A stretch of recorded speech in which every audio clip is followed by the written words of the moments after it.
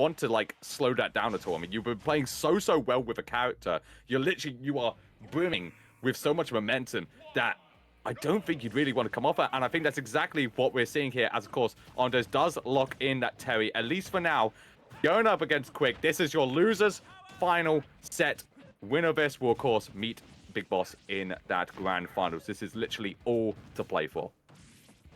We can see it already. Quite the slow start between both of these players here. Not quite getting either conversion, just being very evasive in the matters of their movement and their DI especially. But Quik got a nice chance here. But again, we like to see from Quik there is a lot of keeping of that center stage. He really enjoys, instead of being like Siski, who's very much content to stay at the ledge, Quik is always after that center stage. And he wants to make sure that you have got a really hard time getting any kind of momentum, and we can see it here already. Just as ledge trap situation, 121% on the board, and a back air to boot as well. Andre losing the first stock fairly quickly here, Smart. It felt like torture, really. I mean, honestly, Quik was just determined to not let Andres come back to the stage. Exactly what happened. Those bombs just catching recovery so many times, and then, of course, just the charge shot after charge shot, and then finally into the back end state that stuck away. It was like literally impossible for Andres to get back there, and Quik was just determined to not let it happen. But of course, you know, there was a lot of damage put onto Quik beforehand. 138 right now. This is still a paper thin stock that Andres is absolutely looking to try and take down right here, right now with the up B. Gonna obliterate the stock in an instant, Joycey. Interested to see how there was a moment earlier on where Quik was at about 120%, and the same situation happened. Andre got the jabs, but then instead elected to go for a different move instead, knowing that the rising tackle wouldn't kill without that rage. That just goes to show how often he's played this matchup, where he said, right, I've got no rage, this is definitely not going to kill, so I'm just going to wait to a point when it does. And then waiting till that same situation came about 30% later, and then just got the stock. Utter perfection. However, Quik not letting it stifle his momentum at all. Very much happy. Once again, another back air, just trying to catch Andre, closing that space, catches with the back air, and just an entire stock lead here for Quik. It's looking like a very strong time. However, we know what Andre can do with the right moments, potentially looking for that weak nair into the down air, maybe even a cheeky little rising tackle off the top. The world is Andre's oyster when he gets those weak hits. Yeah, I mean, I feel like I hold my breath for every single time that Andre is able to get just like anything, like an up tilt or a neutral air or an up air or anything like that, because I just know that he is probably going to follow it up into something else. And just like now, obviously those down twos come out, they are so strong. They connect lovely into that side B and takes that stock away. Of course, 85 right now on Andre. This is, we'd almost, started right off at this sort of percentage, but Go is very much looming, and the more damage that Andre is able to get now is only going to help him going forwards if that Go does appear. Ooh, and we can see a lovely parry on the up B, whether it's intentional or otherwise. The second one managing to connect with Andre, but again, just look at this relentless platform pressure that Andre is putting on at the moment. We can see Quik once again with those tried and true ledge traps, just waiting, reacting, that lovely neutral air just sending off. Unfortunately, Andre at the percent where that nair would have sent off stage regardless. Oh, and I think an attempt on the parry there, unfortunate, but Andre does manage to live, but not the second time around. Quik taking game one. Yeah, I mean, again, it was just, there was so much ledge pressure there from Quik, just making sure that, Andre's not able to come back from that left side. The moment he did, I mean, he got basically like one hit in, and that was about it. But of course, Quik just still kept up the defensive play. And then just at the end, your back was turned, and it was just the cowboy snipe of the charge shot there to take the game.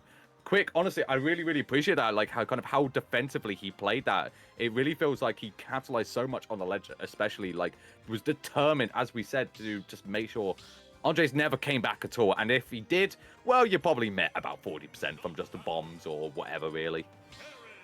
Yeah, it's the fact that Quik is not afraid to turn down the jets, just take it a little bit easier. Yeah, exactly, and rack up the percent, because even if you're taking 30-40% and you're not necessarily getting a kill, you're still getting a lot of damage, and Samus has got such good kill potential at near on any percent, and with that damage just racking up, it just gets so much easier to work with. And there we go, a little 23% and a directional air dodge just getting out of anything that Andre wants to start with, and we can see Quik already beginning to catch on to the platform movement, and what a conversion, the perfect Oh my percent, God. just getting that partial charge shot into the forward smash. That's such specific percent that works at, and the fact that Quik just knew that, again, this is somebody who is truly a character specialist.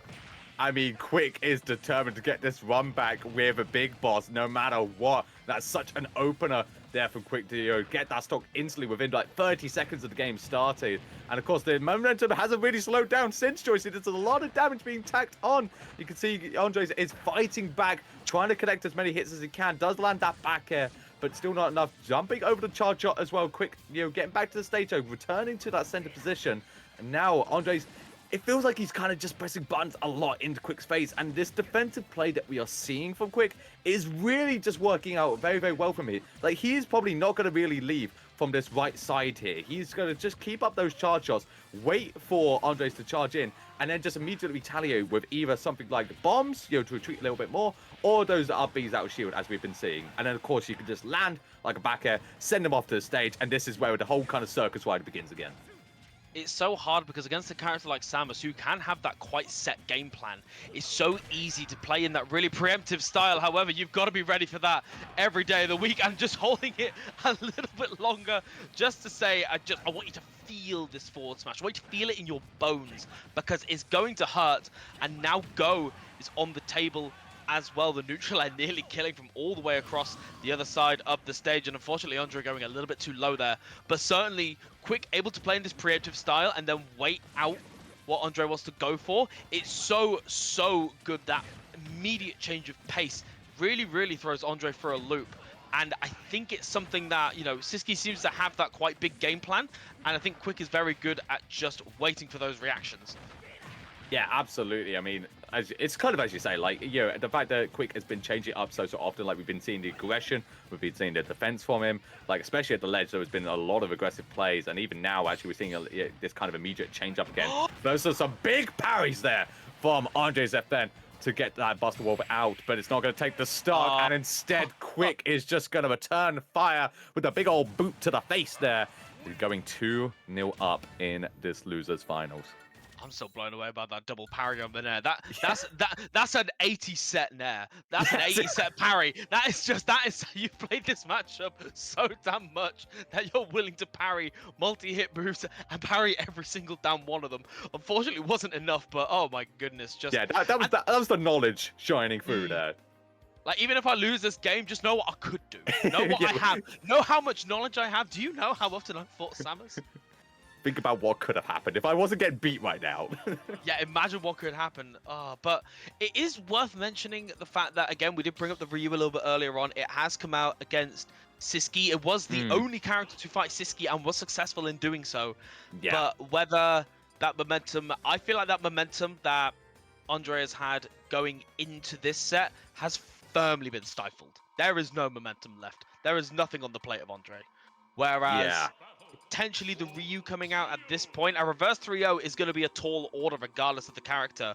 I thought there it is. There it is. Yep. I thought he was going to go Wolf. Yeah. For hang on. A quick second. I was like, no. Whoa. Let's chill out for 1 second. Like, just move it a little bit over to the left. There we go. Good stuff. Or the right, or whichever side it is. But regardless, here we go with the Ryu coming out. I mean, as you said, Joyce, I mean, you predicted it perfectly. I feel like the big thing here is that the Terry, no matter how much it was cooking against Crêpe Soleil, unfortunately, it just wasn't really doing enough against Quik. I mean, the playstyle was just being shut down entirely.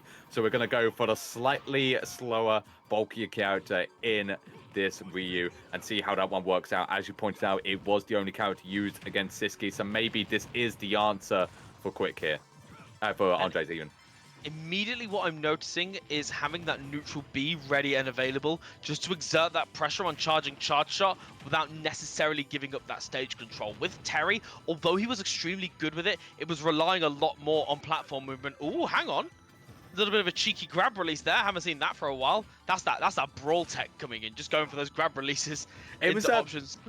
It was really smart as well, actually, from Quik, because the way he caught Andres was in the air. So Andres had already used up his jump. So I think the idea behind it was, okay, right, I'm just gonna throw you, like, let you kind of drop down, and then maybe you sort of immediately retaliate rather than kind of like throwing you off and then like having to come out, off stage myself. So.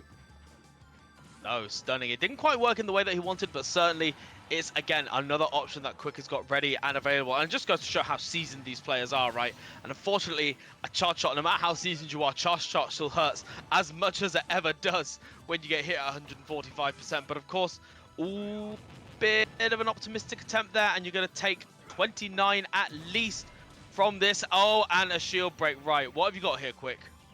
Here we go. Let's see it. The combo contest begins now. Okay. All right, I like it. We're not going to... Oh, we might actually see a finisher here, potentially. Okay, not quite. Not quite. But you know what? Still 50%. It's good amount of damage. It's good amount of damage. Yeah, we'll take it. We'll take it. I'll give it like a 6 out of 10. I was going to say, it was quite a nice idea. I like the fact that instead of going for something like just a charge smash attack, it's clearly he's thought about those situations before. Obviously, Samus with those couple of shield break options. Oh my goodness, that back air so strong. Just the metallic straight to the back of their head. It doesn't matter how good you are at martial arts, metal's still going to beat fists any day of the week. Hang on. No, it's interesting as well, like looking at the player cam, like Andres kind of took a moment there where he was just like, not necessarily sort of giving up, but he's taking off the headphones. He's certainly, I think, like feeling the pressure now a little bit of what he's having to deal with. Just needs to kind of like just calm it down. Know that you can still make this combo. Obviously, you don't have the insane comeback factor that Terry does. Like, there's no go, there's nothing like that on deck, but you still got some very hard-hitting moves. But right now, Joyce, I mean, it's looking very, very tough to pin down this Samus right now. Quik is playing with a lot of fire in his step. The charge shot there, and that is gonna be it. The big old 3-0 from Quik once again. The momentum from that winner's bracket has not been stifled in the slightest. Just the brick wall, that is Quik. Just no matter how fast you're running at that brick wall, it is still going to stop you in your tracks once you make contact. And Quik getting that chance, another run back. Big boss with a little bit of momentum in his step. It is